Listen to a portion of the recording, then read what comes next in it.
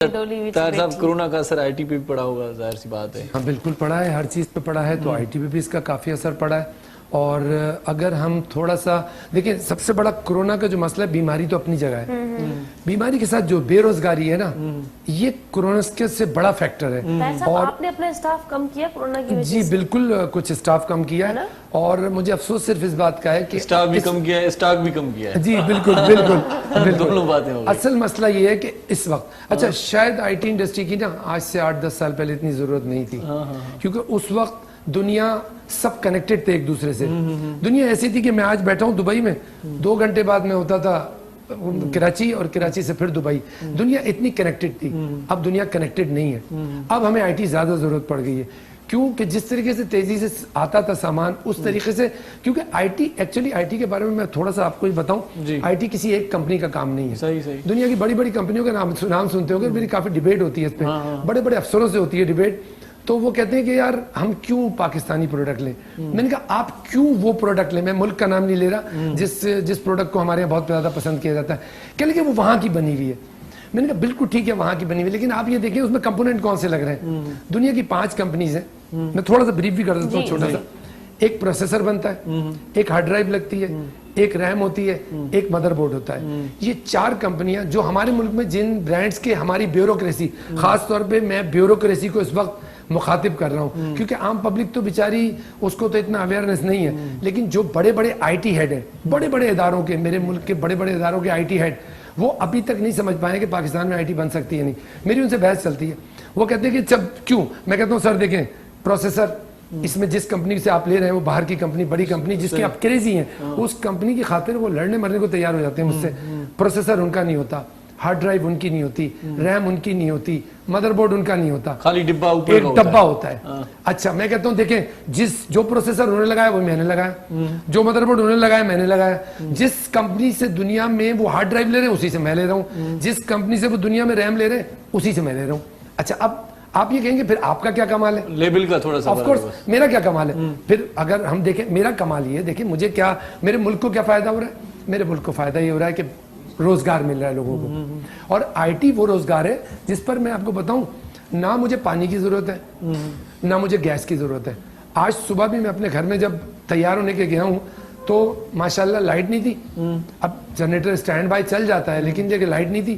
پھر میں نے جب بیگم سے کہا، میں نے کہا ذرا چائے بنا دو جلدی مجھے جانا ہے، تو کہنے لگی گیس نہیں ہے. یہ بالکل میں سچ بتا رہا ہوں، میں یہاں بیٹھا ہوں میں سچ بتا رہا ہوں کہ آج یہ دونوں کیسز ہوئے ہیں. میری انڈسٹری کو نہ گیس چاہیے نہ پانی چاہیے، ایک اسمبلنگ لائن چاہیے، اس کے اوپر ایک نارمل لائٹ کے اندر ہم 500 ڈیسک ٹاپ، 500 لیپ ٹاپ، اور میرے پاس 1000 تک کی کیپیسٹی ہے ڈیلی اسمبل کر سکتے ہیں. صاف ستھرے کپڑوں میں میری لیبر آئے گی اور آرام سے وہ کمپیوٹر اسمبل کرے گی، اسمبل کر کے جو ہے وہ مارکیٹ میں چیز چلی جائے گی. اتنی سی بات گورنمنٹ کو سمجھ میں نہیں آ رہی، اور اس سے اچھا خاصا روزگار ملے گا. میں آپ کو بتاؤں کچھ چیزیں ایسی، ابھی جو لاک ڈاؤن ہوا اس میں گورنمنٹ نے کانسنٹریٹ کیا کنسٹرکشن انڈسٹری کی طرف. کیوں؟